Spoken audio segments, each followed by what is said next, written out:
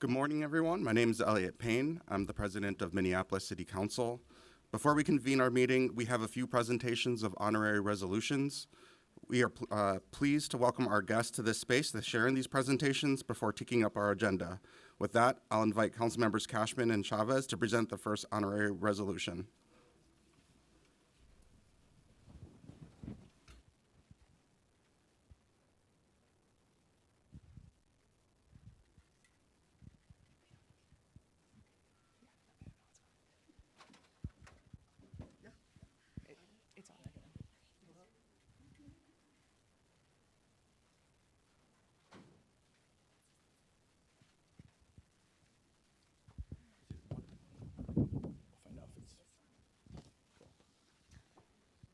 Hello, good morning. My name is Katie Cashman, Councilmember representing Ward 7, and we are recognizing April 1st through 7th, 2024 as Food Waste Prevention Week in the city of Minneapolis. Whereas Minneapolis recognizes that food waste is a major issue where nearly 128,000 tons of food waste are generated in Minneapolis each year, and whereas wasting food has irreversible environmental consequences as it wastes the water, fuel, and resources used to produce and transport it, and as trash in Minneapolis ends up being incinerated, where more energy is required to burn wet food or sent to a landfill, where food breaks down into methane, a powerful greenhouse gas. And whereas wasting food is also an equity and access issue in our food system, especially when a record high of 7.5 million visits to Minnesota food shelves was recorded in 2023. And whereas Minneapolis is home to many organizations and individuals working to prevent wasted food at the source through educational programs and campaigns, distributing surplus edible food to communities that need it, and whereas, using the food we have through improved kitchen skills, access to surplus food, and better food storage has financial benefits for households and businesses.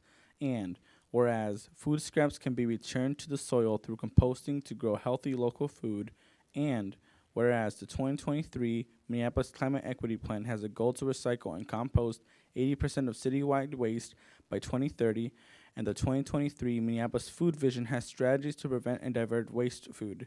And whereas the City of Minneapolis is a Food Matters City in partnership with the Natural Resource Defense Council to support citywide execution of food waste reduction strategies, which has resulted in the creation of educational campaigns to inform business owners and individuals on strategies and benefits on preventing and diverting food waste.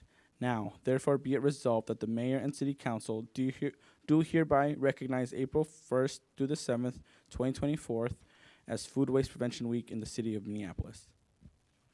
awesome, thank you. Do you want to say a few words about that? Allison can say something. All right. Hi, I'm Allison Babb. I'm the manager of the Homegrown Minneapolis initiative in the City Health Department, and we are very pleased to be doing this important work to both improve our environment and increase public health. So thank you for declaring this week, and we look forward to many more projects ahead to reduce food waste.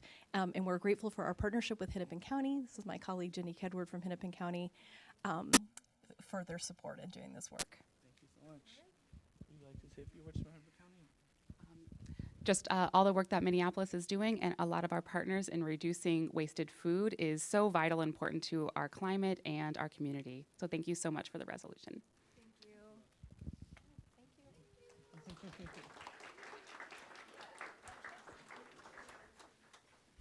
Next, we'll welcome up our guests to recognize International Transgender Day of Visibility.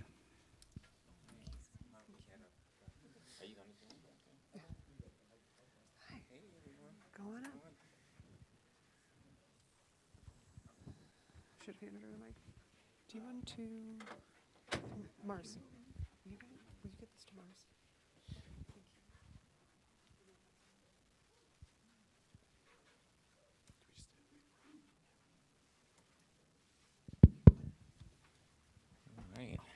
Good morning, everyone. And my name is Andrea Jenkins. I'm the council member representing Ward 8. And, I just got to say, it is just really a very proud moment to be able to recognize Transgender Day of Visibility as a seated council member. When I first came out about 31 years ago, Mars, long before you were born, That is when I was born, actually. language language like transgender didn't even exist. And to think that I would be a representative in public life was unthinkable, literally. And now we get to stand here and be a beacon and an inspiration for young trans youth, not only here in Minneapolis, but all around the nation. And I'm so proud that Minneapolis is a welcoming city. Thanks to my colleagues for helping to make that happen. And the state of Minnesota is a welcoming state. It's really important, as we know, transgender nonconforming lives are under attack each and every day in this country, and we stand as a refuge for those seeking gender-affirming health care and support. So, this resolution recognizing March 31st, 2024 as the International Transgender Day of Visibility. Whereas the International Transgender Day of Visibility holiday was founded in 2009 as a reaction to the lack of LGBTQIA+ holidays that celebrate the success and accomplishments of transgender and gender nonconforming people. And whereas the city of Minneapolis was the first city in the United States to have an openly transgender person serving as president of the city council, having just previously made history as the first city in the United States to have 2 Black openly transgender council members elected to its body, and whereas Minneapolis was the first city in the United States to ban discrimination based on transgender identity when it amended its civil rights ordinance in 1975 by adding language banning discrimination based on having or projecting a self-image not associated with one's biological maleness or one's biological femaleness. And whereas the city of Minneapolis has continued to make efforts to reduce the significant disparities in employment, healthcare, safety, housing, and access to public spaces, as well as other areas, largely through the Transgender Issues Work Group, created in 2014, and the Transgender Equity Council, created in 2017.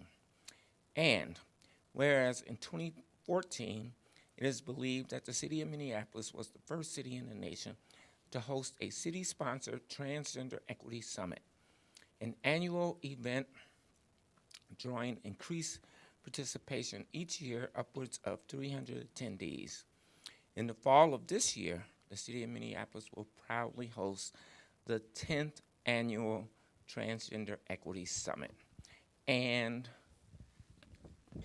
Whereas the Transgender Equity Summit is the result of the collaborative efforts of various city departments, cross-governmental partners, community-based organizations, and community members rooted in the LGBTQIA+ communities of Minneapolis. And whereas the establishment of the Transgender Equity Council in 2017, a voluntary body comprised mostly of Minneapolis residents, has further enhanced community engagement and participation in the advancement of policies and procedures of the city of Minneapolis that impact the lives of transgender residents. And whereas both the city of Minneapolis and the state of Minnesota have signed executive orders to protect and support the rights of Minnesota's LGBTQIA+ community members to safely seek and receive gender-affirming healthcare services. And an accompanying bill was created which has passed off the Minnesota House floor. And whereas our transgender and gender nonconforming community members, both locally and nationally, continue to be impacted by the proliferation of legislative attacks that perpetuate a culture of discrimination, harassment, and barriers to equal opportunities for the transgender community. And Where are we at? And whereas our transgender and gender nonconforming community members, both locally and nationally, continue to be impacted by the proliferation of legislative attacks that perpetuate the culture of discrimination and harassment and barriers to equal opportunities for the transgender community. And whereas it is incumbent on all of us to confront and condemn this harmful rhetoric and physical violence against our transgender community members with intentional focus on trans youth and students who are experiencing violence in schools. And whereas the International Transgender Day of Visibility is an annual holiday celebrated around the world that promotes the importance of recognizing and supporting the resilience and strength of our transgender and gender nonconforming community members on this day and every day. Now, therefore, be it resolved that the mayor and the city council do hereby honor and recognize March 31st, 2024 as a day dedicated to celebrating the accomplishments and victories of transgender and gender nonconforming people while raising awareness of that work and the work that is still needed to save trans lives. Thank you. yes.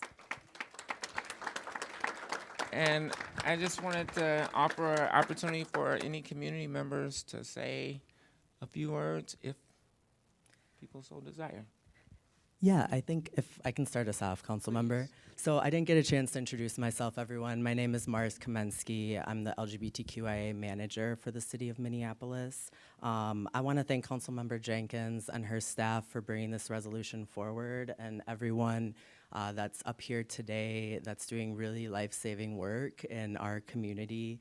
In 2024 alone, so far, there have been 526 transphobic bills that have been introduced in 41 state legislators across the country. These bills are hindering access to healthcare, education, bathrooms, legal recognition, and even the right to exist publicly as trans people. This is why visibility matters. This is why this day matters for our community. Seeing trans people living authentically isn't just about representation. It's about instilling hope, fostering psychological safety, and signaling that hate has no place here in Minneapolis. Trans youth deserve better. They deserve to live in a world where they daydream about their futures, not have nightmares about their reality.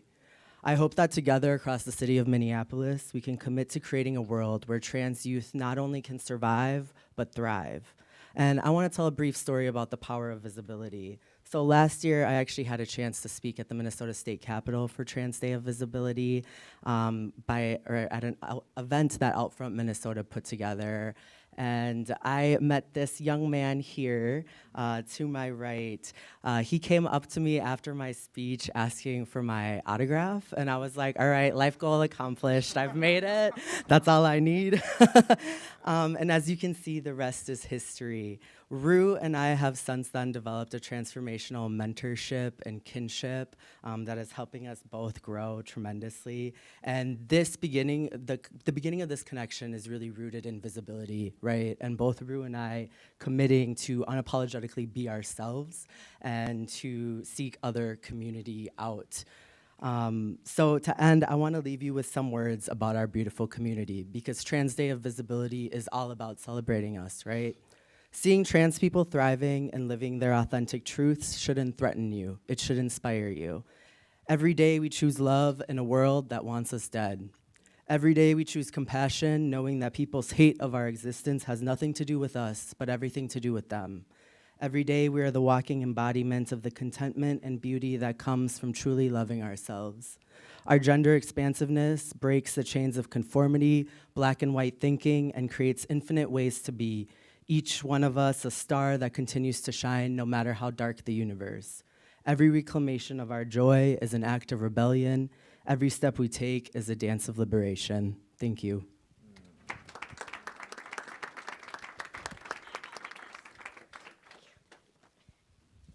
Hello, my name is Rue. I am a 16-year-old transgender male, and I love drawing. So today I brought a piece with me that really shows what my journey has been throughout my life. And on my right here is the drawing that I have drew, and I made it in art class, which a lot of people did not enjoy that I was expressing myself through it. But sometimes you just got to push through the hate. And I live in the suburbs, and yet it's so quiet but loud at the same time out there. There's little to no representation out where I'm at of trans people. I grew up believing I was a freak and I was someone that did not deserve of love, but my family and friends have shown me otherwise. Just shy of 1 year ago today, I met this amazing person that has helped me along my journey in advocacy work.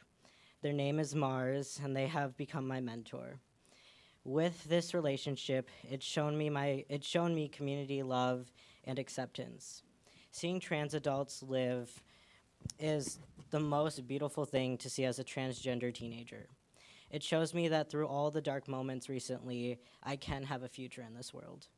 It shows me that as a transgender teenager, I can live to become an adult. So on this day and every day, remember you are loved, valued, and deserve to thrive in this world.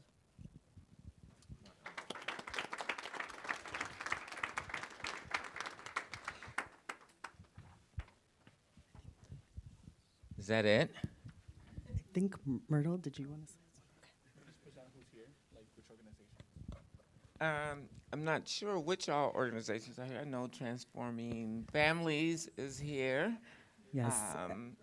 Rainbow Health, Queer Space Collective, Queer Space Collective, wonderful. and Outfront as well. And Outfront Minnesota, and Reclaim. Wow.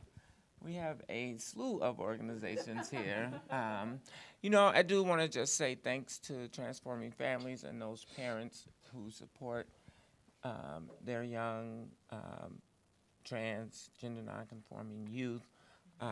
It really does save lives when parents are supportive and help their young people through this journey. So thank you so much. And with that, I think we'll end. I think we should get a group photo, though. Is there anyone that can take our photo?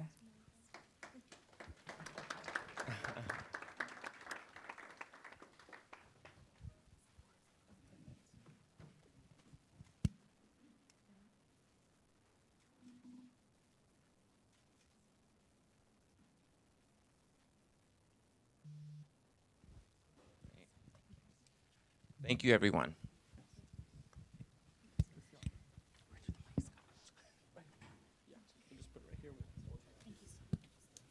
Next, we'll welcome our guests who are here to present on Minneapolis Immigrant Refugee Alliance.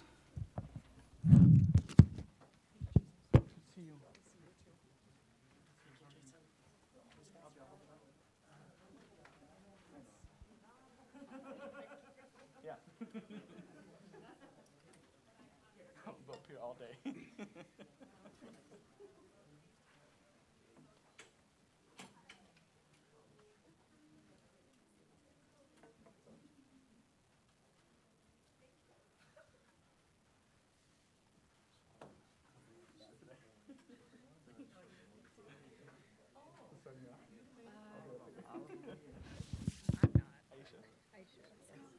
have it broken down on that one, right? I got it.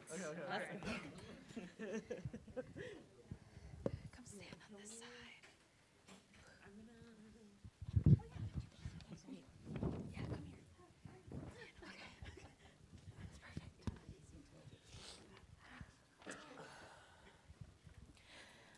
All right. Welcome. Good morning. This resolution is going to be a little bit different from honorary resolutions we've done for a while. This is honoring and creating a new employee resource group. For folks who may not know, employee resource groups exist within the city of Minneapolis and are a part of the network of support for our nearly 4,000 employees who make our city run and deliver critical frontline services. Right now, there are about 7 employee resource groups within the city to support their employee-led spaces for our staff who share an identity or set of experiences, and provide support and build community for our staff. It's a really important thing that our ERGs are an employee-led thing, but as policymakers and leaders within the city, we certainly have a role in making sure that our employee resource groups can exist and thrive and be a meaningful place of support for those who share those experiences. I'll just list the existing resource groups that we have, which include Women, Somos, Soji, America, MBEN, Maine, and MAPE, supporting people who are women, Latinx, LGBTQ, have currently or formerly served in the military, are Black, are Indigenous, or Asian Pacific Islanders. So now we'll move into reading our resolution, then would love to hear from the staff that are here today with us. This is honoring the Minneapolis Immigrant Refugee Alliance. Whereas the land on which we reside and conduct our affairs is the cultural, spiritual, and indigenous homeland of the Dakota Oyate Dakota Nation, who originated from the confluence of the Minnesota Wakpa, the Minnesota River, and Hahawakwa, Mississippi River. They have stewarded this land for millennia, and their presence and resilience continue to shape and enrich our communities and cultures. And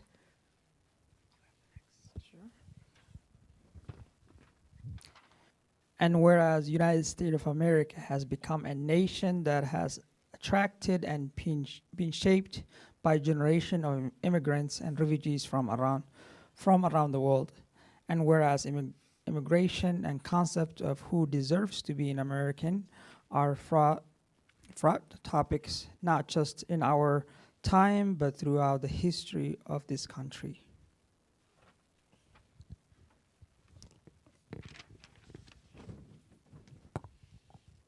Whereas the city of Minneapolis is a global city where over 63,000 people were born outside of the United States, and whereas in the Twin Cities area, over 200,000 children, or 1 in 4 children, have at least one immigrant parent, and over 100 languages are spoken by families and children enrolled in Minneapolis public schools, all testaments to the truly global nature of our society. And whereas the immigrant and refugee population of this city is growing significantly and is anticipated to continue to grow, and whereas our nation, our city, and the city enterprise have all benefited from the generation of immigrants around the world who have made impactful contributions to the growth, prosperity, and cultural richness of our nation and city, and whereas there is strength and power in unifying immigrants and refugees once here in the United States, because while individuals have had a lifetime of unique experiences outside the United States, once here, every individual is a newcomer in a foreign land, experiencing the challenges of adjustment to a society different from the one they left. And whereas the descendants of immigrants and refugees often experience a duality of culture, with a commitment and affinity for the culture of their parents, sometimes in conflict with cultural dynamics in the United States.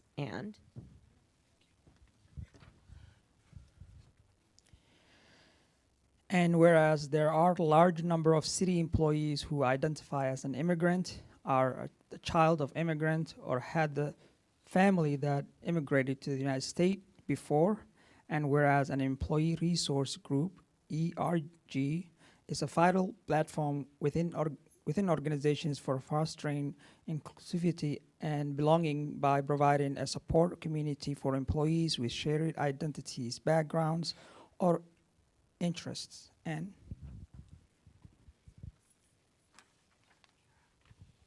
whereas MIRA stands for Minneapolis Immigrant Refugee Alliance and is advanced as a new ERG for the City of Minneapolis employees, and whereas the mission of the MIRA Employee Resource Group is to create supportive space for staff who identify as or are connected to the immigrant and refugee community, to build shared camaraderie, increase recruitment, retention, and job satisfaction, and promote a welcoming and inclusive culture in the city enterprise and the city of Minneapolis. And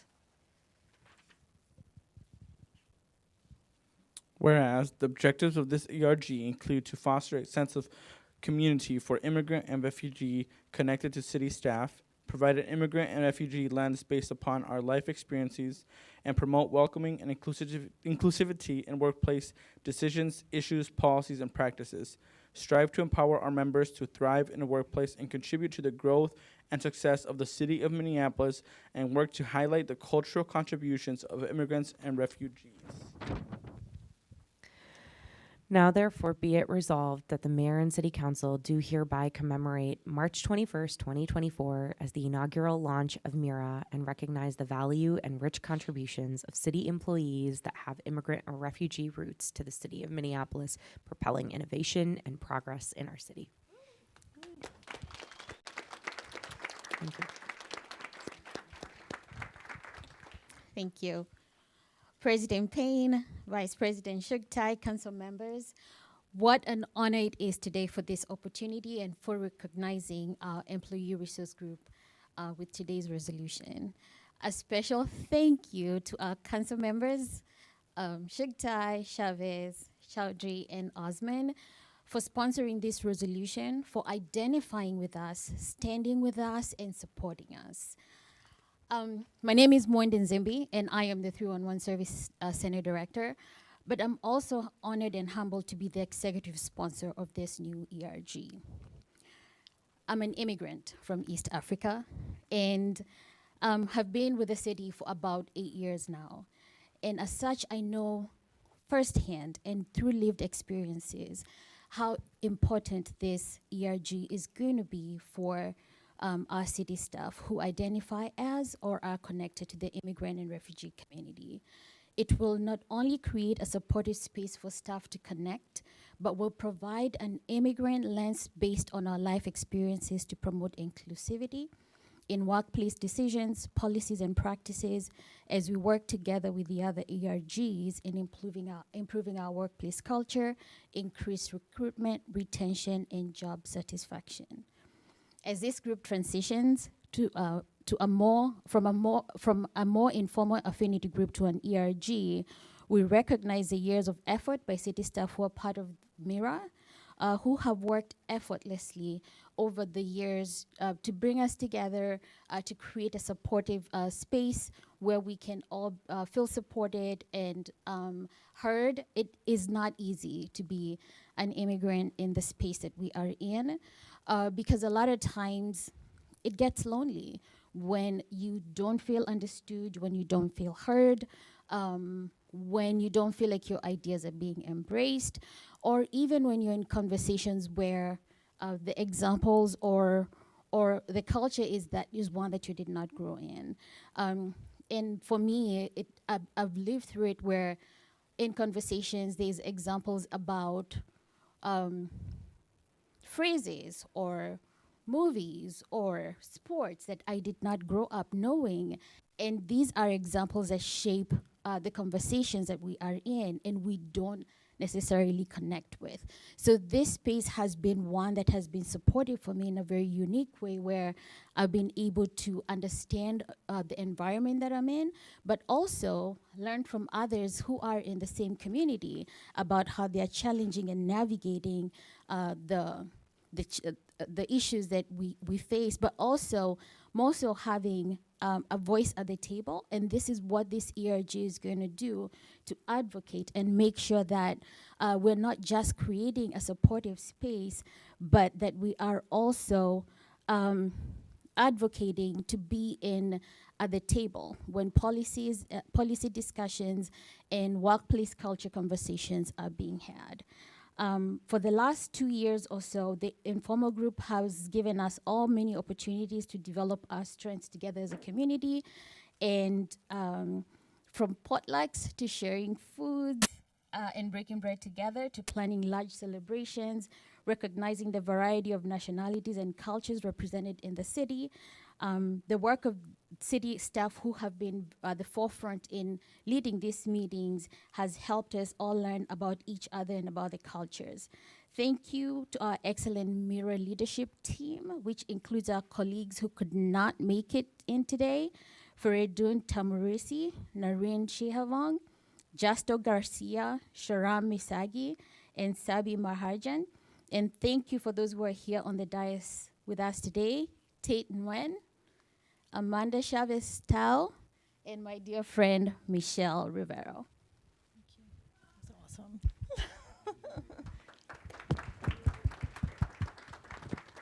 I just want to mention that Sunu Shrestha is here as well on the dais with us. Thank you to every single person who participated in activities of the city's Immigrant and Refugee Affinity Group, which is now known as MIRA. We welcome you all as members of MIRA.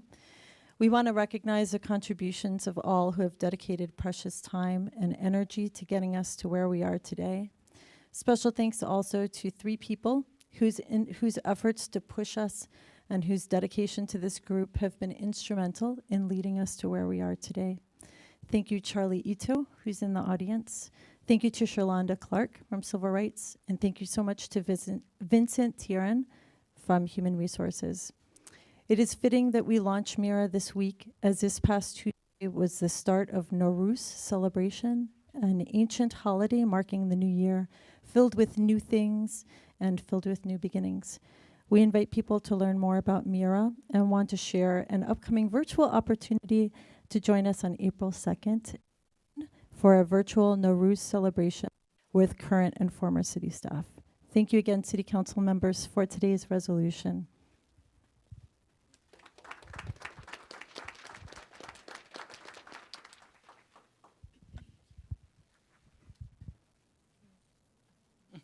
Okay. That's cool. That's okay. Cool. Can we grab a phone quick? Thank you.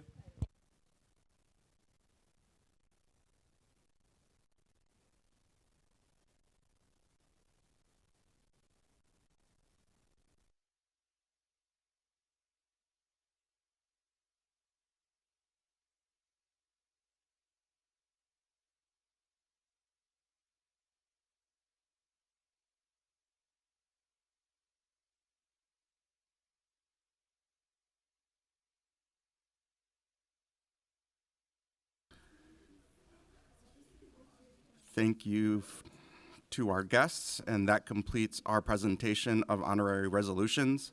I'd like to welcome everyone to this meeting, both those present in the chamber and those monitoring from outside the chamber. I'm Elliot Payne. I'm the president of the Minneapolis City Council, and it is my pleasure to call this regular meeting of the City Council to order for Thursday, March 21st. At this time, I'll ask the clerk to call the roll to prove the presence of a quorum. Councilmember Osman. Present.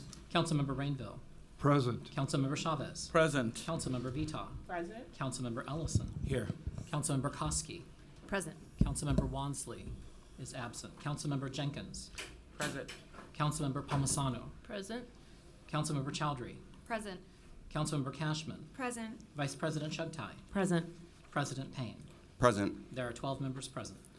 Let the record reflect we have a quorum. I'll also note that Councilmember Wansley let us know that she may be absent today for a private issue. Colleagues, the agenda for today's meeting is before us. And before I ask for any amendments, I'll note that we do have an item under new business. This was received late after our typical deadline, but was made it onto the agenda since it does not require any vote. And so we'll be working with the clerks to make sure that we clarify what that process looks like, and you should be hearing from council leadership about that. With that said, are there any amendments to the agenda beyond that? Seeing none, I'll ask for a second.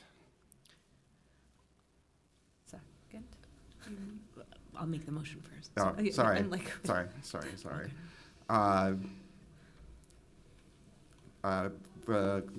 Clerks, can you please call the roll? No. Councilmember Osman. Aye. Councilmember Rainville. Aye. Councilmember Chavez. Aye. Councilmember Vita. Aye. Councilmember Ellison. Aye. Councilmember Koski. Aye. Councilmember Jenkins. Aye. Councilmember Palmisano. Aye. Councilmember Chowdhury. Aye. Councilmember Cashman. Aye. Vice President Shugtai. Aye. President Payne. Aye. There are 12 ayes. That carries and the agenda is adopted. The next item is acceptance of the minutes from our regular meeting on March 7th and the special meeting of March 14th. I would entertain a motion to accept those minutes. So moved. Second. Clerk, please call the roll. Councilmember Osman. Aye. Councilmember Rainville. Aye. Councilmember Chavez. Aye. Councilmember Vitaw. Aye. Councilmember Ellison.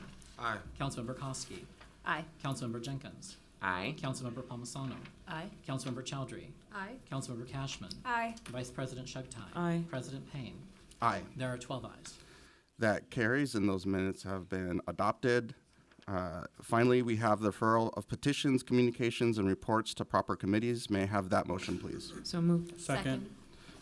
Clerk, please call the roll. Councilmember Osman. Aye. Councilmember Rainville. Aye. Councilmember Chavez. Aye. Councilmember Vitaw. Aye. Councilmember Ellison. Aye. Councilmember Koski. Aye. Councilmember Jenkins. Aye. Councilmember Palmisano. Aye. Councilmember Chowdhury. Aye. Councilmember Cashman. Aye. Vice President Shugtai. Aye. President Payne. Aye. There are 12 ayes. That carries and those matters have been referred. The next order of business is the presentation of reports from our standing committees. Those are taken in alphabetical order, beginning with the report of our Administration and Enterprise Oversight Committee, which will be presented by its Vice Chair, Councilmember Palmisano. Thank you, Mr. Chair. The AEO Committee is bringing forward 11 items for approval today. The first is gift acceptance from the International Association of Emergency Managers for travel and lodging expenses. The second is gift acceptance from Local Progress for registration, travel, and lodging expenses for Councilmember Ellison. The third is a contract with DID, our Downtown Improvement District, for the 2024 Warehouse District Live Event Series. Item number 4 is a contract with Alliant Engineering for design services for 9th and 10th Street South Bikeway projects. Item number 5 is a contract with Short Elliott Hendrickson for design services for the 2nd Street North Protected Bikeway project. Item number 6 is a contract with Fifth Asset for debt management software, Item number 7 is a contract amendment with Short Elliott Hendrickson for design services for the Nicollet Avenue Bridge over Minnehaha Creek in that rehabilitation project. Item number 8 are contracts for our multi-year customized safety training and training services vendor pool. Item number 9 is a legal settlement for the special assessment appeal for Hiawatha Metalcraft. Item number 10 is a legal settlement of DeMarlo West versus the City of Minneapolis. Item number 11 is our Administrative and Enterprise Oversight Committee work plan. I will move approval of all items. Councilmember Palmisano has moved approval of the committee's report. Is there any discussion? Seeing none, the clerk will call the roll. Councilmember Osman. Aye. Councilmember Rainville. Aye. Councilmember Chavez. Aye. Councilmember Vitaw. Aye on 1 through 10, no on 11. Councilmember Ellison. Aye. Councilmember Koski. Aye. Councilmember Jenkins. Aye. Councilmember Palmisano. Aye. Councilmember Chowdhury. Aye. Councilmember Cashman. Aye. Vice President Shugtai. Aye. President Payne. Aye. There are 12 ayes in the report, but number 11 has 11 ayes and 1 nay. That carries and the report is adopted. The next report is from our Budget Committee, and that report will be presented by that committee's chair, Vice President Shugtai. Thank you, Mr. President. The Budget Committee is bringing forward one item today, which is passage of resolution establishing the 2024 Local Board of Appeals and Appeal and Equalization and adopting policies and procedures for their meetings. I move approval of the committee's report. Vice President Shugtai has moved approval for the Budget Committee's report. Is there any discussion? Seeing none, the clerk will call the roll. Councilmember Osman. Aye. Councilmember Rainville. Aye. Councilmember Chavez. Aye. Councilmember Vitaw. Aye. Councilmember Ellison. Aye. Councilmember Koski. Aye. Councilmember Jenkins. Aye. Councilmember Palmisano. Aye. Councilmember Chowdhury. Aye. Councilmember Cashman. Aye. Vice President Shugtai. Aye. President Payne. Aye. There are 12 ayes. That carries and the report is adopted. Next, we'll have a report from our Business, Housing, and Zoning Committee, which will be given by that committee's chair, Councilmember Osman. Thank you, Mr. President. The Biz Committee is moving forward 12 items for approval. Item 1 is authorizing a tax-exempt bond for the 550 West Lake Street project. Item 2 is 2 liquor license approval. Item 3 is 91 liquor license renewal. Item 4 is approving $100,000 of 2023 Emergency Solution Grant funds for essential service use. Item 5 is is approving a Met Council livable community pre-development grant applications. Item 6 is authorizing exclusive development to Matrix Development for 2113 Glenwood Avenue. Item 7 is authorizing $800,000 loan for the commercial property funding at 401-405 Lake Street East. Item 8 is extends the land sale closing deadline for 19 East 26th Street and authorizes the escrow of land sale proceeds. Item 9 is approving legislative directive related to the expanded vacancy appointment program. Item 10 is accepting a grant from the Minnesota Housing Impact Fund. Item 11 is rezoning of the property at 1510 East 23rd Street from UN3 Urban Neighborhood District to the RM1 Residence Goods and Services District. Item 12 is the lease termination of and transfer of property management of the Cowless Center to the city. I'll move all those items for approval. Councilmember Osman has moved approval of the committee's report. Is there any discussion? Councilmember Chowdhury. Thank you, President Payne. I just quickly wanted to speak to item number 12 regarding the Kohl Center facility. I just wanted to take a moment to say that I attended the town hall. Many of our constituents across the city who are a part of the dance community attended. I want to especially thank the constituents in the 12th Ward who are a part of the dance community that reached out to me as the Kohl Center is closing. Our dance community is sharing with us that it's really, really important that the city, in partnership with our arts community, in partnership with downtown and any partners that are available, work to find a way to support dance in the city of Minneapolis and the humans that are at the center of it, that provide not just entertainment, but a constituent of mine is an instructor for students in MPS and just provides something that is truly transformative. And I just really wanted to highlight that. And I look forward to the opportunity of working with our Arts and Cultures Director, Ben Johnson, and the rest of us to have discussions about what we can do to support the dance community and more broadly our arts and culture community here in Minneapolis. Thank you, Councilmember Chowdhury. Councilmember Jenkins. Thank you, Chair Payne. I just want to echo Councilmember Chowdhury's comments. I, too, attended the town hall that was attended by about 150 individuals from all across the city.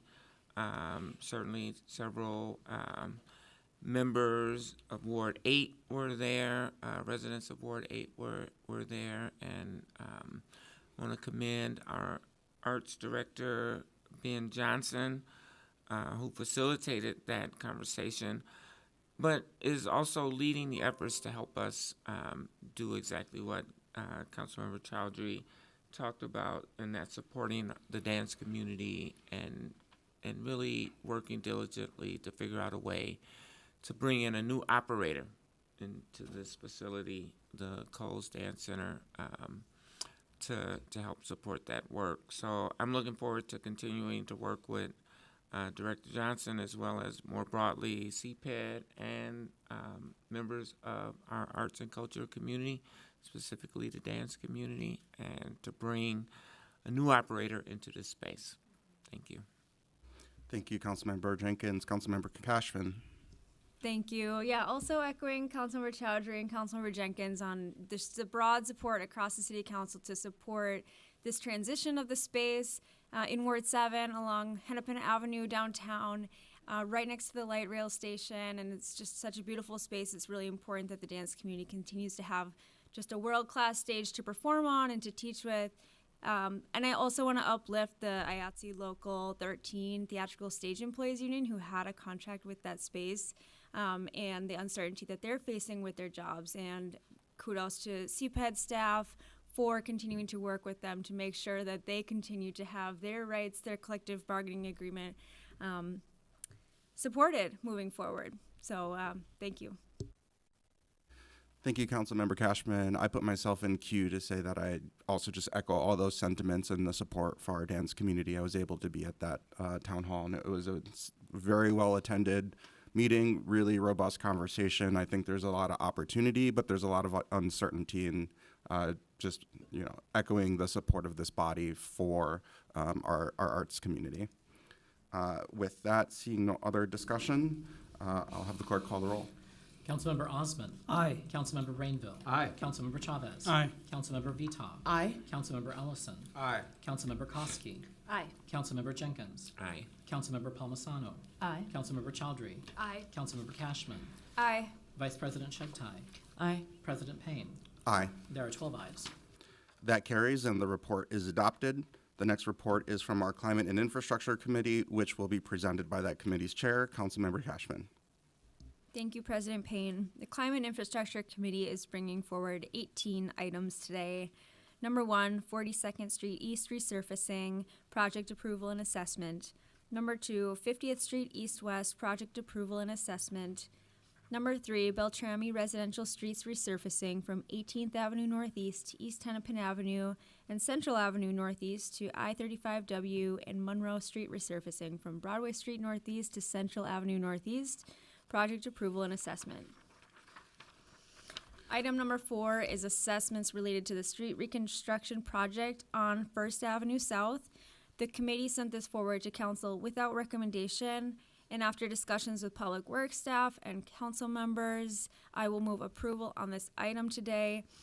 Number 5 is an agreement with Hennepin County for pedestrian safety and traffic signal improvements on East Hennepin Avenue. Number 6, agreement with Hennepin County for E-Line Bus Rapid Transit Project. 7, agreement with Hennepin County for reconstruction of Minnetonka Boulevard.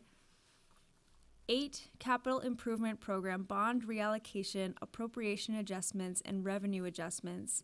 9, subordinate funding agreement number 12 for Metro Green Line extension.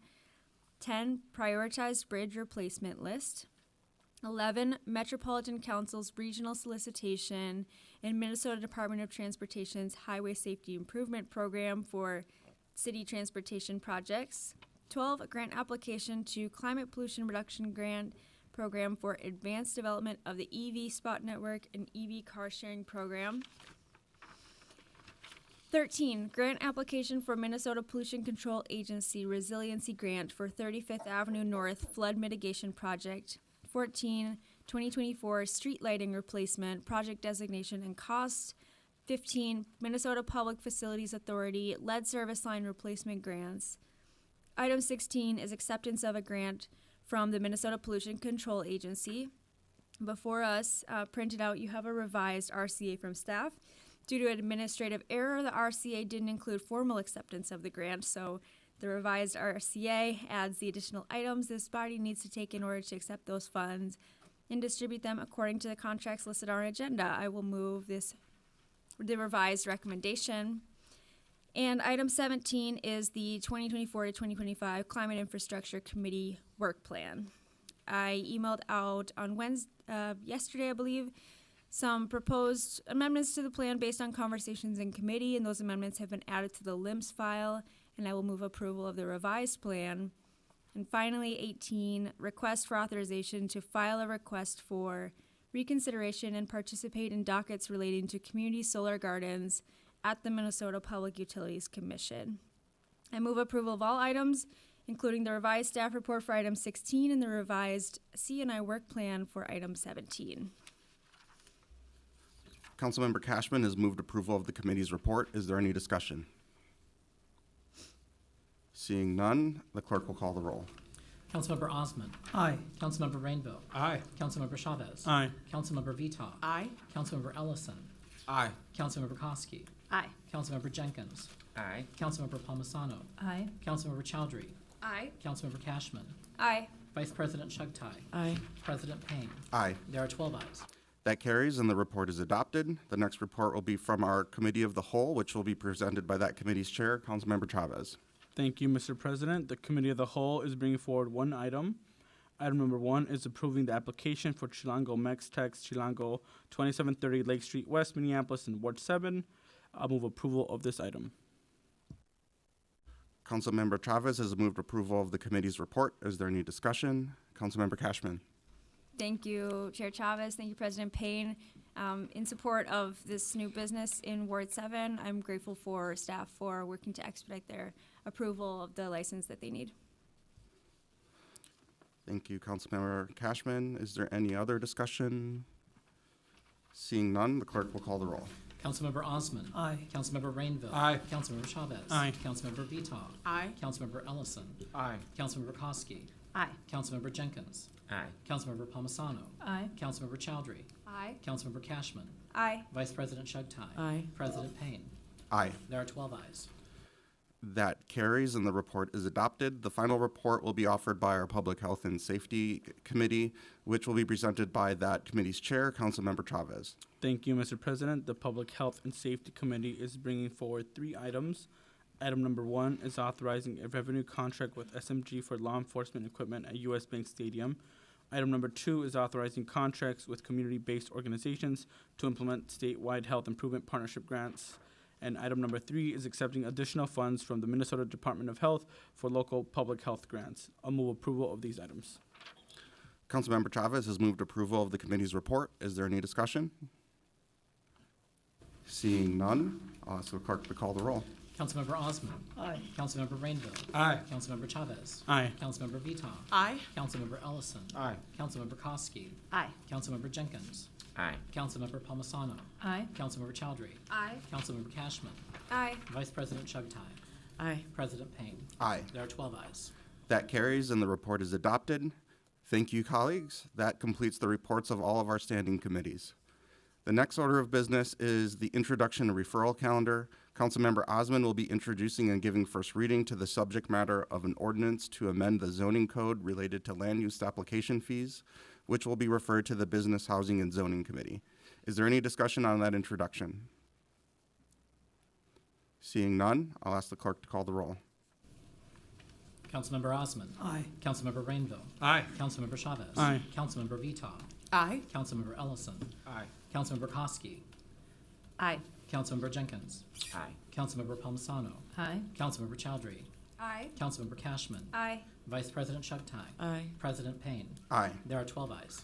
That carries, and the matter will be considered by the Biz Committee in the next cycle. The next order of business is resolutions, and we have 3 honorary resolutions that were presented prior to the commencement of this meeting. Colleagues, are there any further comments on those resolutions? Seeing none, may I have a motion to approve those 3 resolutions? So moved. Second? Second. Clerk will call the roll. Councilmember Osman. Aye. Councilmember Rainville. Aye. Councilmember Chavez. Aye. Councilmember Vita. Aye. Councilmember Ellison. Aye. Councilmember Koski. Aye. Councilmember Jenkins. Aye. Councilmember Palmisano. Aye. Councilmember Chowdhury. Aye. Councilmember Cashman. Aye. Vice President Shugtai. Aye. President Payne. Aye. There are 12 ayes. That carries, and those resolutions have been adopted. We have 2 items under new business today. The first relates to the mayor's nomination of Timothy Sexton to the appointed position of Director of Public Works. I'm going to move to refer that nomination to the Climate and Infrastructure Committee for the setting of a public hearing. May I have a second to that motion? Second. Are there any questions from council members on that motion? Seeing none, we have a proper motion before us. I'll ask the clerk to call the roll. Councilmember Osman. Aye. Councilmember Rainville. Aye. Councilmember Chavez. Aye. Councilmember Vita. Aye. Councilmember Ellison. Aye. Councilmember Koski. Aye. Councilmember Jenkins. Aye. Councilmember Palmisano. Aye. Councilmember Chowdhury. Aye. Councilmember Cashman. Aye. Vice President Shugtai. Aye. President Payne. Aye. There are 12 ayes. That carries, and that nomination is referred to the C&I Committee in the next cycle to set a public hearing. The second item is a notice by Councilmember Jenkins related to Ordinance 2024-009, which amended the minimum driver compensation for transportation network companies. I will call on Councilmember Jenkins to explain her notice. Thank you, Chair Payne. This notice is a procedural notice to give us an opportunity to amend our ordinance if we so choose, and or to to come up with another solution. You know, we took our vote prior to the state's report that came out. I know that that report has subsequently been received by this body, and that many of my colleagues are working with legislators at the state, other entities, to try and come to a broader resolution around this issue. I do want to commend council members Chowdhury as well as Koski, who I know have been deeply engaged in conversations with our state legislators. This simply provides an opportunity that if a new resolution to this issue is achieved, that we can then address that issue as a body. Thank you, Councilmember Jenkins. Councilmember Chavez. Council President Payne, if I may, 9 out of the 10 authors who voted to overturn the mayor's veto were not engaged regarding this notice of intent on rideshare TNC ordinance. Specifically, the authors of this ordinance were not made aware that this was happening. We found out from the mayor's press release. If we would have been engaged, we would have been able to walk through the plan that we were working on. I know that me and Councilmember Jenkins actually got to talk before this was added to the agenda about setting up a meeting with my office so we can talk about what plan we are doing regarding this important issue that's happening. So I just wanted to add some information and then make an ask to Councilmember Jenkins. The city's Policy and Research Division is in contact with the Minnesota Department of Labor and Industry with the goal of getting any available Minneapolis-specific data to ensure that our policy is driven by the conditions of Minneapolis rideshare drivers and our constituents. We are working with the state. City Council leadership and our Intergovernmental Relations Committee Chair Chowdhury continue to work with legislators to ensure that the Minneapolis policy is driven by all available data, including specific local information, as well as supporting state legislative efforts to bring forward a statewide policy. We also want a statewide policy to ensure that drivers beyond just Minneapolis are being supported. They will continue to ensure that the Minneapolis policy is driven by all available data, including specific local information, as well as supporting state legislative efforts to do that. They also will be, and I'll be clear, they also will be continuing to reject Republican-backed preemption efforts and ensure local autonomy for our city. Several new rideshare companies have expressed interest in coming to Minneapolis in response to us setting up minimum wage. Council is working with city staff to remove startup barriers for new rideshare companies and ensure a smooth transition. We're also working with Metro Mobility to promote their existing on-demand service, which provides riders with disabilities on-demand taxi rides and $5 rides and up to $25, which has the capacity to accommodate increased ridership. And I want to give you some information about some of the things that are upcoming. The Fair Drives Ordinance, which was vetoed in August of 2023, included mandatory unrestricted data disclosure for all TNCs. Following the veto, the ordinance was separated into two different components, the one that we approved a couple weeks ago, and then the one we are going to be moving forward with through the legislative process, and that will be approved by the end of April. The Fair Drives is the only way to ensure Minneapolis has access to unrestricted data on an ongoing basis to ensure that Minneapolis minimum compensation rates are most accurately aligned with our minimum wage in Minneapolis. I'm actually excited and thankful that Councilmember Jenkins did bring one of these solutions forward. I look forward to working with you on how we can address this issue, but I do have an ask. My office, Councilmember Wansley, Councilmember Osman are already bringing a notice of intent on February 11th, which will give us enough time to act before the May 1st implementation date. If you may, Councilmember Jenkins, I would ask that you delete this item from the agenda to work with the authors, to work with council leadership, to work with Councilmember and Chair Chowdhury, who is working with the state legislators on this issue, and making sure that we're doing our work with Minneapolis-specific data. We're in contact with the Department of Labor and Industry. That means that by the time that we are taking a vote, if this notice of intent isn't deleted from the agenda, that on April 11th, we're gonna take action on things that are not before us. We want more time to be able to talk to the state legislature. We want more time to work with our partners at the Department of Labor and Industry. We want enough time for our policy and research team to do that analysis with the state data. We're working in good faith. I want us to make sure that we're working towards a form of collaboration and consensus. Regardless of this, myself, Councilmember Osman, and Councilmember Wansley are bringing forward a notice of intent on April 11th. That was the plan to do so. It will give us enough time to take action before May 1st. Thank you. Thank you, Councilmember Chavez. I see a number of folks in queue. I don't know if Councilmember Jenkins, you had any response to that, or should we move on to the discussion? Let's continue with the discussion, and I will respond to that request afterwards. Sounds good. Councilmember Palmisano. Thank you, Mr. Chair. I want to remind my colleagues, there's no vote today, so perhaps there's some confusion about that. But it seems strange to me, Mr. Chair, that now people say they want to say that they've been working on this. It's really important to share that with colleagues and the public that has been coming out in droves to tell us how deeply this is impacting them and the kinds of changes they're going to make in their lives because of it. Councilmember Jenkins has done so with this action. She's not prescribing a specific solution, as you say that you'll be ready to do on April 11th. But a huge part of our policymaking is collaboration. And I think we can all agree, maybe we can't, that this TNC ordinance and what has transpired here is in no way collaborative or constructive. It just doesn't feel right, and I think we all know that. After the override, our city enterprise is working really hard to prepare for how we meet the needs of the city without these two rideshare giants that serve 400,000 rides per week across the metro area. So I really appreciate that Councilmember Jenkins saw the train leaving the station here and got on board. She is on the prevailing side of this matter, not myself, or two of my colleagues, Councilmembers Vita and Rainville, could do this motion, but she could.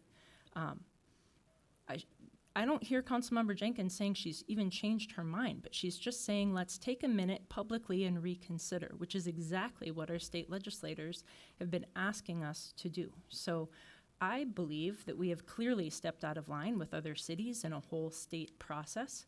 We're out of sync. We have 5 weeks to set this up, so it would be important to publicly indicate that we are looking to change course with 5 weeks to set up the kind of monitoring and adjudication that would go with this type of ordinance.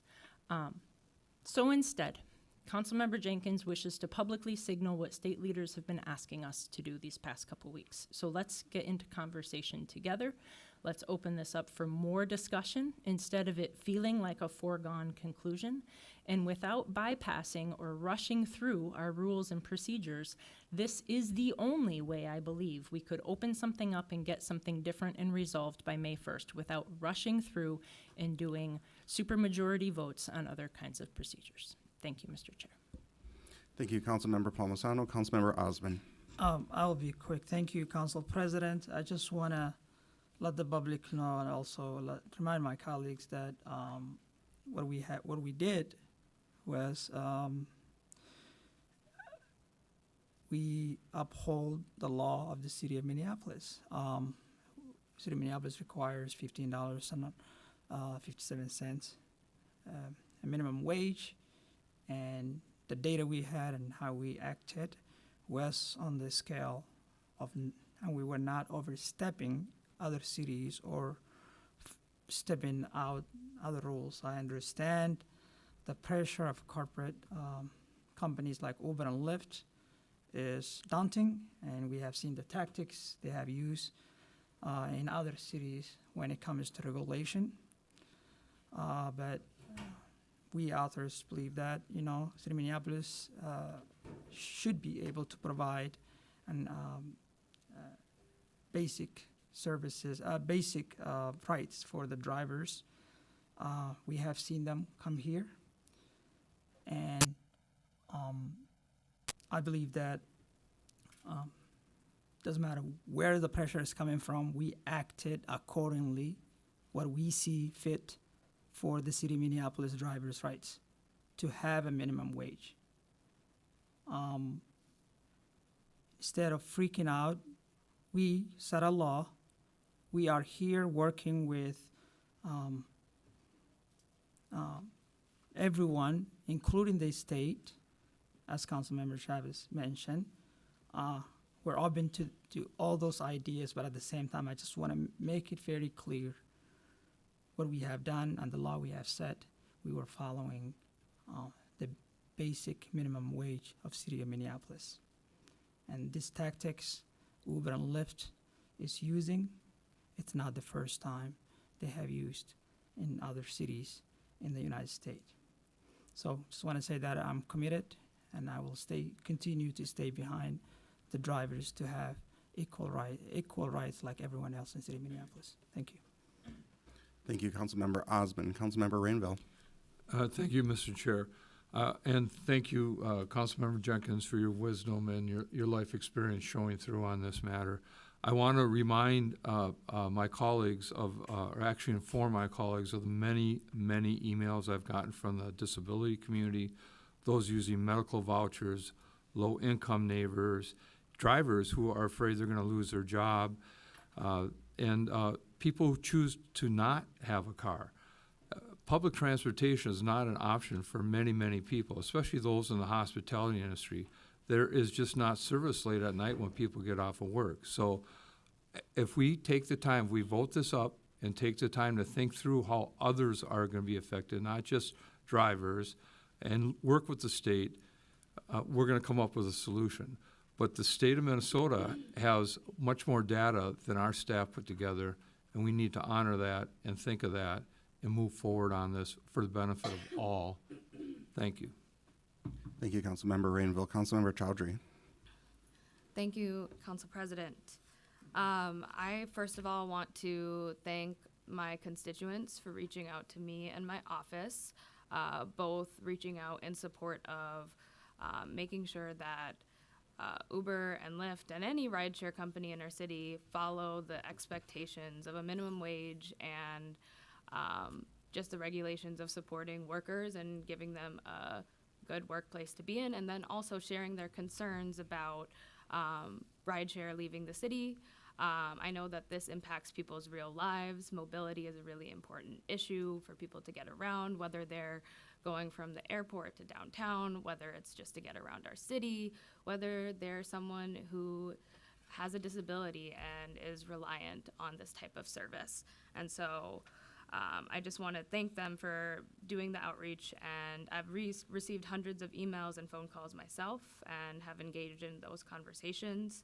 And that's really what pushed me forward into really getting to work to figure out how we can come up with a solution that reaches the efforts of making sure that we're doing a minimum wage for the city of Minneapolis, which is $15.57, and also ensuring that there is rideshare available for residents and community members who need it. I know council members on our body have a whole list of different things that they are working on and planning around licensing new TNCs, and also the conversations with the state, and I'm sure other council members can lay that out. The thing that I want to speak to as Intergovernmental Relations Chair that feels really important is if we are going to have a discussion about the rate in the city of Minneapolis, the one thing that I feel is super important is that we don't arbitrarily change the rate.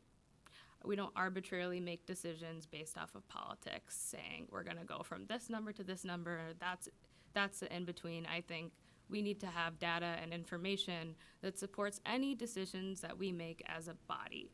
And the work that I have been doing in partnership with many of my colleagues has been talking to the state legislature and considering the policy and research analysis that was done on TNCs. There was an addendum that our staff did that indicated, after looking at the DLI study, that gas in the metro costs $441 more annually for the driver compared to the rest of the state, indicating that we should investigate further what is the true expense for the city of Minneapolis, because we don't want to have a rate that goes below our $15.57 minimum wage, which is what we are set out to do.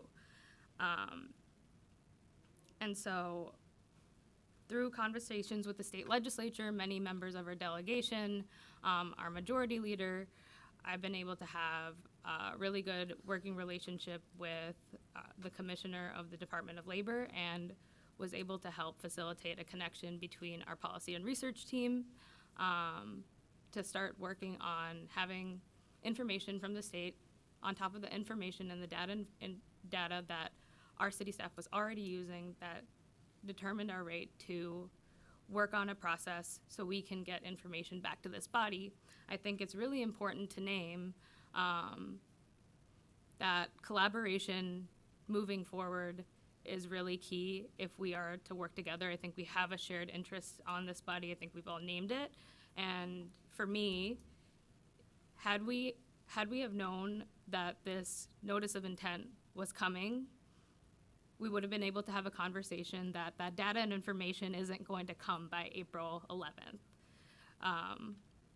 Our policy and research team and our director of our city auditor has indicated that it is expected that that information will be ready by the end of the week of April 15th. And so I asked my colleagues to consider, I think Councilmember Chavez's very friendly offer to make the deletion so we can do a notice to actually meet that timeline to get the information to make an informed decision.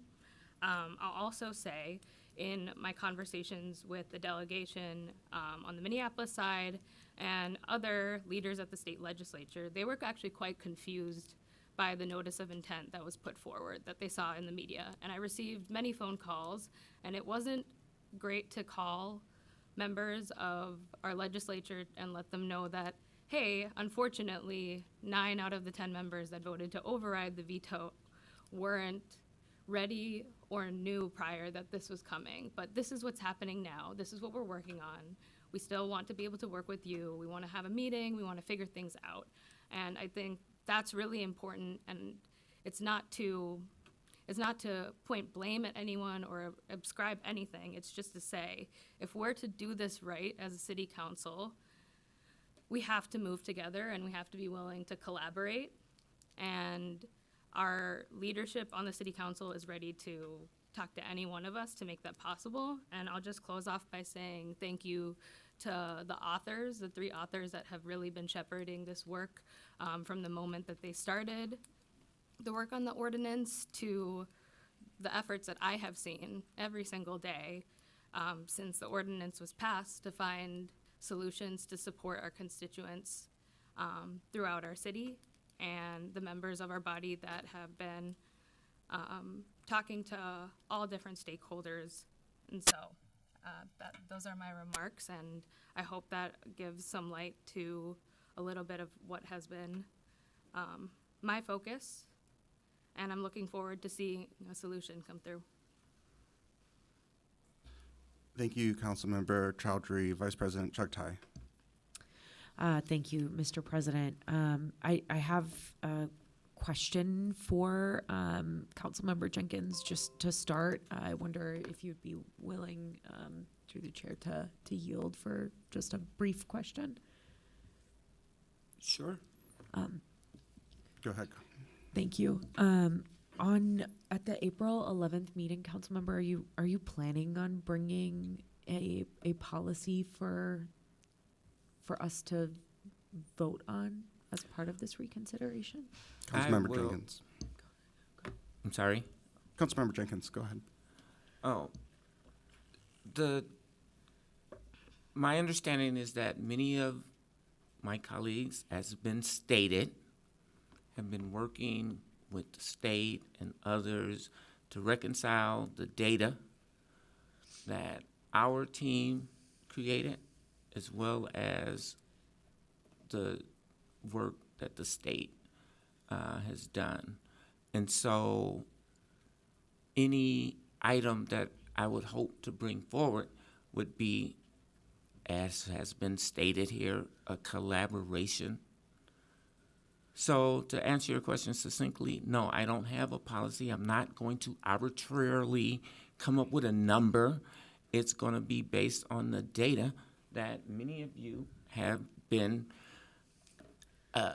apparently secretly working on, because it has been named multiple times 9 of the people who voted to override the mayor's veto have been planning something. Had I known that,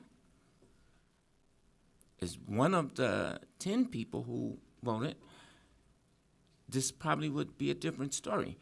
I'm trying to create an off-ramp that when this work comes to fruition, that we as a body can take action on it. Yep. That's simply what this is.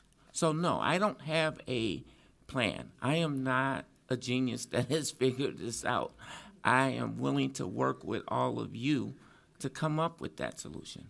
Excellent. Thank Vice you. President Chuck Thank you, Mr. President and Councilmember Jenkins, for responding to that question. I want to name very clearly, like there's no secret collusion happening. The conversations, with the legislature, with the Department of Labor and Industry, I've been a part of those as this body's vice president, as has Council President Payne, as have our 3 authors and our IGR chair. Those are that's where those conversations have largely been limited. I think the comment about 9 out of 10 members who voted for it were about what feels like, I'll speak for myself. I learned about this notice from a press release. That felt like it sort of happened without, I felt blindsided by that. I felt like I didn't know it was coming. So I'm not going to speak for anyone else here, just speaking from my personal experience on this.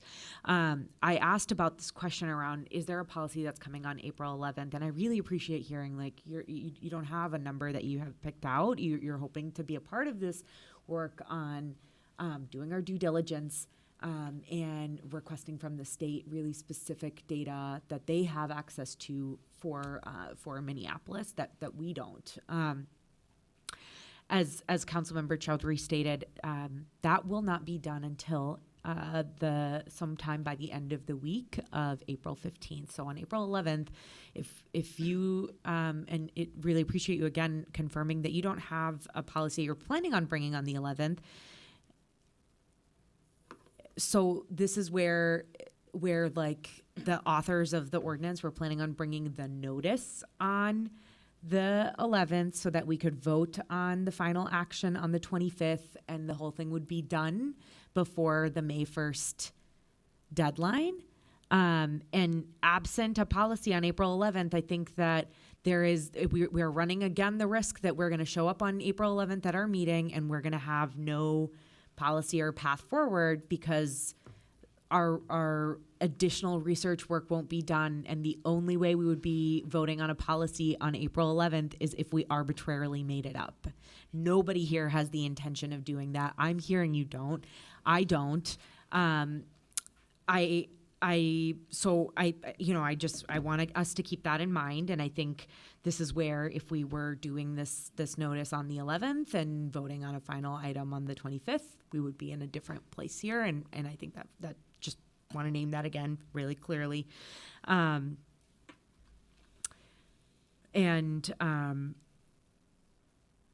pause there for now. Thank you. Thank you, Vice President Chuck Tai. Councilmember Jenkins, did you want to respond to that? No. Okay, thank you. Councilmember Vita. Thank you, Council President Payne. I first want to just say that we need to be careful about meetings we're having, because Council Vice President just talked about 6 council members having conversations about this policy, and I'm pretty sure that breaks open meeting laws.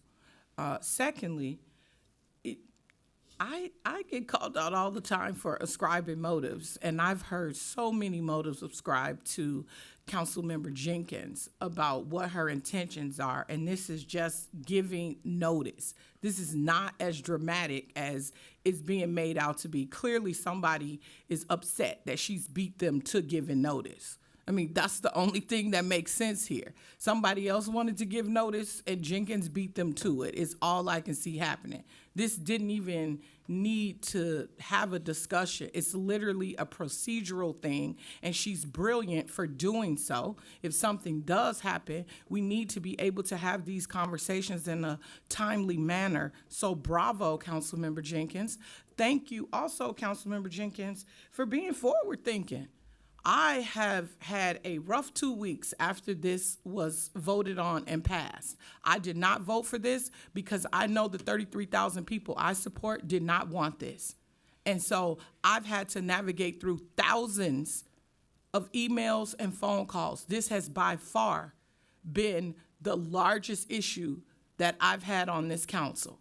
I mean, we've heard from parents from the university who say they're going to be, 14,000 of them are going to be descending on Minneapolis to come to their children's graduations, and they don't have Uber and Lyft possibly. We've heard from people who have spent millions of dollars on having conventions here. So again, bravo, Councilmember Jenkins, for being collaborative, not just saying you're collaborative, but actually giving this community hope that something can happen, and you're willing to do the work as one of the people who voted, you know, on the prevailing side. I can't get us out of this. So I'm happy that you are willing to put yourself out there and do this for those of us who want to see solutions, who want something to happen. We should have waited on that data from the get-go. And we didn't. So we're in this situation. And now that we're in this situation, we have someone who's willing to put themselves out there, who's willing to work on. We don't know what the number is going to be, but we have an opportunity. Someone set a date for us to know that there's a possibility for us to do something. So again, I don't understand what this conversation is about. I don't know why we had to get into this because notice was given. This council does things at the last. I've literally walked out on the dais and found out about something seconds before it happened. And a lot of these council members that are ascribing motive to Councilmember Jenkins are the main ones who do it. We've had things walked on just this week alone in committees. So let's not act like she's doing something bizarre or that's not normal. I mean, she's really doing nothing but being a brilliant collaborator. And again, Councilmember Jenkins, thank you so much for doing so. The North Side thanks you. I can tell you that. We appreciate it. I was at a high school yesterday and had students say, what's going on with Uber and Lyft? That's how I get to school every day. Students with disabilities. So thank you. Vice President Chuktai, you're in priority queue. Thank you, Mr. President. Just the implication that there is a violation of open meeting law happening is a really serious one. There are very serious consequences for the violation of open meeting law. So I just want to ask our clerk to clarify, because I'll name what I know to be a fact, and I'd love if you just fact checked me, Mr. Clerk. But the members that I named are three authors: Council members Osman, Chavez, Wansley, Council President, myself, and Councilmember Chowdhury. The six of us do not constitute the quorum of any committee or this council, and the conversations happening between us and our legislators are not a violation of open meeting law. Mr. Clerk, is that correct? Mr. President, to the Vice President's question, we checked our queue online, and those combinations of council members would not constitute a quorum of this body or of any of this body's committees, and therefore would not be a violation of the open meeting law per se. Thank you for that clarification. Councilmember Jenkins. Thank you, President Payne. And I just want to ask the clerk to clarify that if there is no pertinent data or proposal on the 11th, would that preclude us from considering a proposal that would be brought forward sometime in the last week of the 15th, of voting on such a proposal on April 25th? Mr. Clerk? Mr. President, Councilmember Jenkins, no. There are a few occasions in the past when notices have been given in one cycle, we're not ready to proceed, and so the matter just stays at the council level. The notice was given. As has been pointed out, that's a procedural action. It is not a vote, but the procedure is important. The notice is to provide an awareness, an alert to all policymakers and to the constituents, right, of the community, that the council is considering some type of action. So notice can be made, and it doesn't have to bring forward a formal proposal in the next cycle. That is the anticipated process, but notice being given does not require that the proposal come forward in the next cycle. It could simply lay over. And in fact, in previous terms and cycles, notices have been given and multiple cycles have passed. And we've done a renewed notice just to remind folks that we are looking into a certain title or chapter of the code, for example. Thank you, Mr. Clerk. I appreciate that explanation, and so I think it's important for this notice to stand, and that we continue to do the good work that people have been doing. And when we get the proposal, we will be able to then take a vote on it as a body. That concludes my comments. Thank you, Councilmember Jenkins. Councilmember Cashman. Thank you, President Payne. I also support Jenkins' notice for continuing our discussion on April 11th, because I think it's really important that we continue to update the public and reassure them that they will not be stranded on May 1st without rideshare services in our city.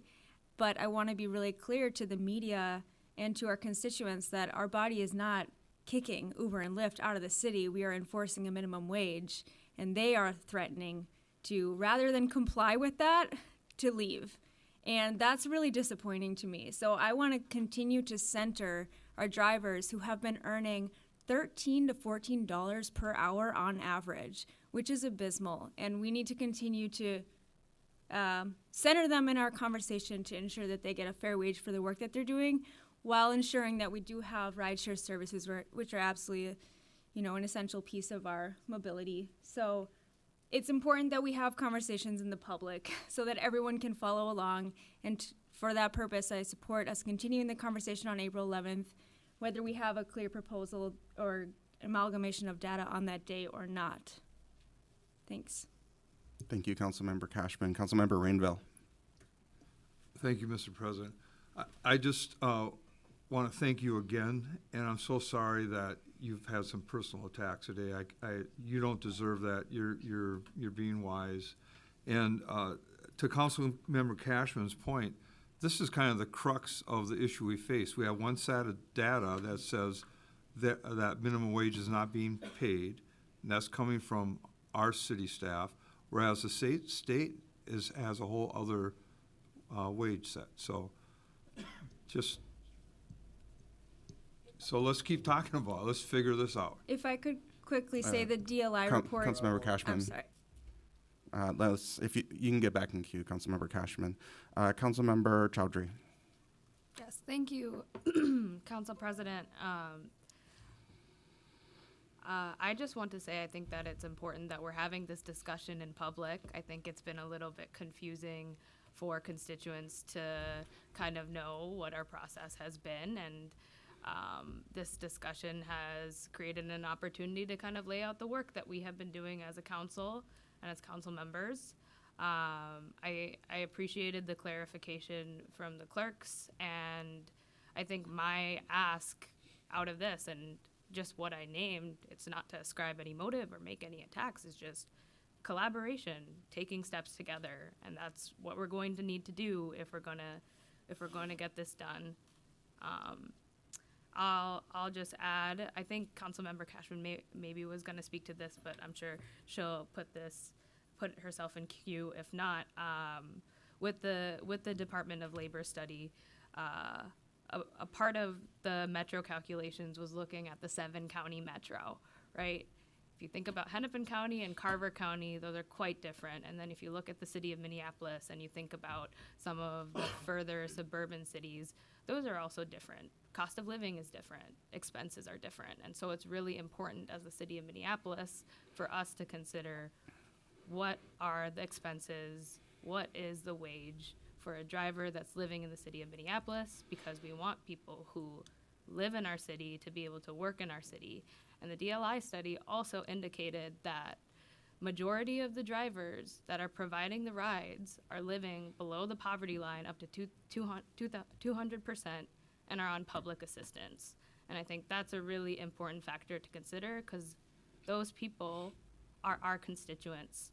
And this is about us getting our rate right, so we can say that this is the standard that we apply to all businesses in the city of Minneapolis, and we support our workers, and that should not be a reason that rideshare companies like Uber and Lyft leave, right? I really appreciate Councilmember Cashman's comments that we aren't kicking anybody out. We are just enforcing the rules and making sure that it applies equally, and we're taking care of our workers, and we're making sure that our riders who don't want to be a part of labor exploitation get to have rides in a system that is working for everyone. I'll also lay out, I had my thoughts about this additional addendum Friday of last week.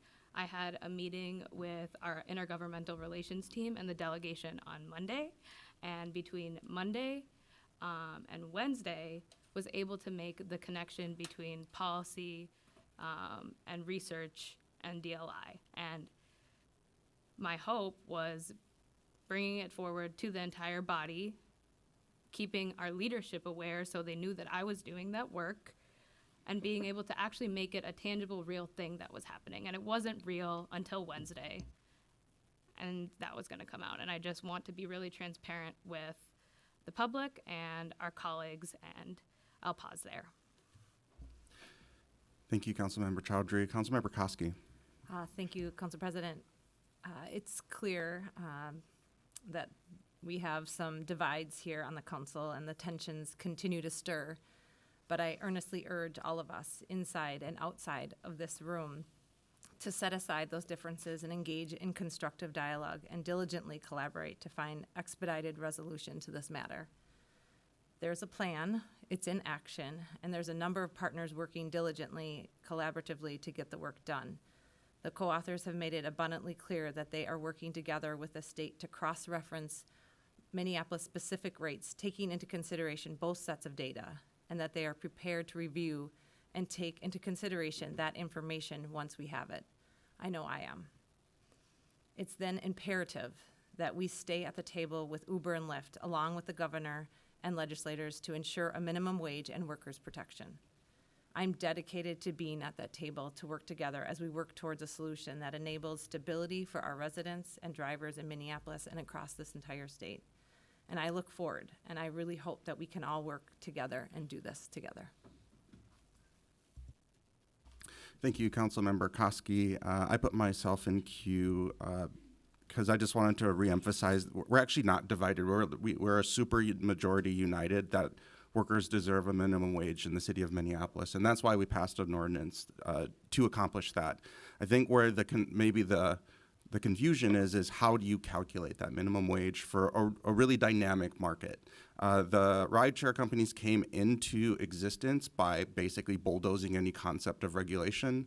We are now 10 years on into that process, and it's time for us as the representatives of our community to say you don't get to operate without abiding by our rules. And so the only question is a technical question, is what is the formula that will get us to a guaranteed minimum wage for our drivers? If you read the DLI report, you can see on average our drivers are earning $13.63 an hour. And it's really important to emphasize on average. And I'll transition from my president hat to my engineer hat. Anytime you are reporting an average, that means that you have a distribution with a maximum and a minimum. And you can subdivide that distribution in a number of ways. In the report, they do it into quarters. And so the lowest quartile of that distribution is earning $10.54 an hour. And so our goal is not to ensure a guaranteed average wage. Our goal is to ensure a guaranteed minimum wage. And so how we define that minimum matters, and it really needs to be grounded in data. And our initial ordinance is grounded in data that was adjusted to fit the Minneapolis-specific conditions from a Seattle database, which will inevitably have some assumptions embedded in it. We now have access to data that is Minnesota-specific. However, we don't have data that has been defined in a way that is Minneapolis-specific. So that is the work that our policy and research team will be doing in collaboration with the state at DLI. And one thing that I'm really curious to know is, what is the standard deviation of that data set? How do we calculate a minimum wage based on that real data? That is the question. So there is no division that our drivers deserve to earn the Minneapolis minimum wage whenever they're driving. We just need to make sure that we are calculating that accurately and accommodating the reality that there's not one number that will hit minimum wage. There's a distribution of numbers, and we need to make sure that the distribution is accommodating a minimum wage in the city of Minneapolis. And I hate to put my engineer's hat on. I know statistics can get confusing, but that's all we're grounding this discussion in, is making sure that we are using that data in an accurate way, not to deliver an average wage, but to deliver a minimum wage for our drivers. And I just wanted to make sure that that was emphasized for the public. And with that, I don't see anybody else in discussion. This notice is hereby given, and no further action is required at this time. And colleagues, we will now take up any announcements. Do any council members have announcements to share this morning? Seeing no announcements, we have no further business to come before the council, and without objection, this meeting is adjourned. Thank you, everyone, and have a great weekend.